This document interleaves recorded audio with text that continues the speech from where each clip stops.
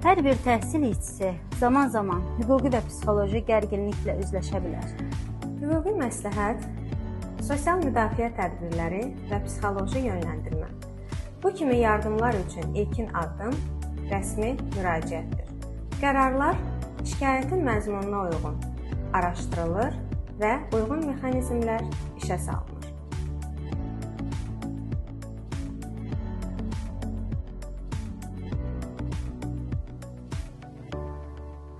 İş mühiti ilə bağlı hüquqi suallar yarandıqda və ya psixoloji yüklənmə hiss olunduqda üzv olduğunuz həmkarlar ittifaqı sizə dəstək göstərə bilər.